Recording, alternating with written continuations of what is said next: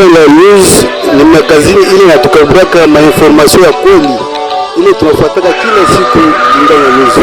Lingala News magazini atuafila information mingi deja la amalila kitulonda matukofi kidogo.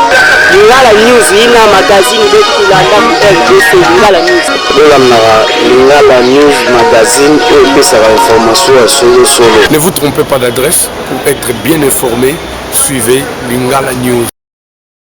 Lingala News toujours, n'oubliez pas de rester connecté sur Lingala News. Yango Basangwa Solo. Lingala News, seule information.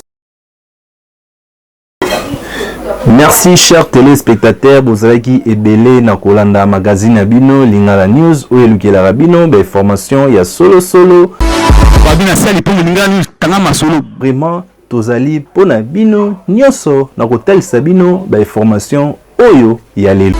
Babina sali pour Lingala News tanga solo boucle. Qui a dit que Salamate awa na église SM bazalaki na mama na activité awa pasteur Yemoko Moïse Nzambe ataki loboko epai ya Yemoko Dr Basilwa oyende akangami na fondation oyo Dr Basilwa awa mwana na bango ya SM alobite na pambola po na ba élection oyo Yemoko Dr Basilwa akende liboso awa église SM ba pamboli mwana na bango epai ya Yemoko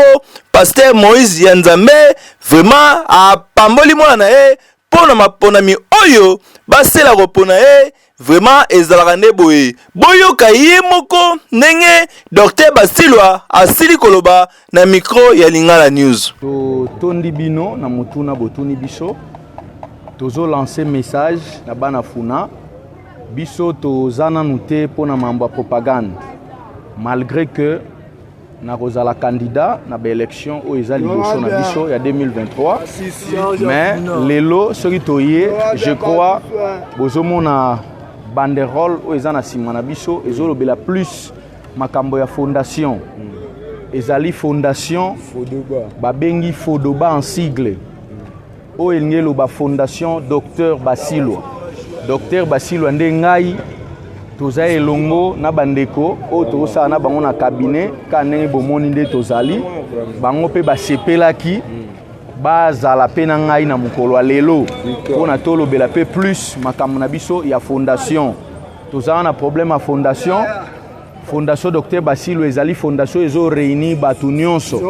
ba mama ba papa ba mikolo ba koko bana mike batu nyonso fondation ezo réunir parce que fondation ezana ba projet ya malamu pona batu nyonso ezali na ba projet ebele na kati bazoko apprendre batu même ndenge ya kokumba même ndenge ya kimenuisier même ndenge ya informatique vraiment eza mambo ebele kolakisa ba mama nde basala ba blo na bango mike ba mayonnaise ba makayabu et consort nde tozo bengana nu batu baya na fondation baya plus na avenue Ngiringiri numéro 18 na coin na ngambu ya Kimbangu na coin kaka elengesa ngambu ya Kimbangu nde yango plus eloko toyeli bien que na mikolezo ya tokozala pe na ba candidat na kati ya fondation oyo ya Dr Basilwa. Fondation ebandi lelo te, fondation ebandi kala c'est seulement que mikolo ndenge tomoneli ndenge tozo étudier ba stratégie na cabinet mobimba tomoni ke tolobela ngo ka te na ba coin nyonso to na ba coin moko boye tolingi tolobela ngo Kinshasa mobimba fondation ezana Kinshasa mobimba et si ekei na ba commune ba Kisenso ba place ebele ezate ke to bandi yango boye na ba vitesse bongo lobieli mweko limwa te na kombo na Yesu biso toza ba chrétien tolingi fondation oyo ebota makambo minene esala mambo minene epesa ba témoignage minene na mboka oyo mutu nyonso atanga fondation mwana nyonso ya funa esengeli kopona mutu malamu oyo aibi losambo oyo aibi souci ya congolais vraiment na ba élection oyo Dr Basilwa yeyo fondation Dr Basilwa biso nyonso na sima na ezalaka nde boyi.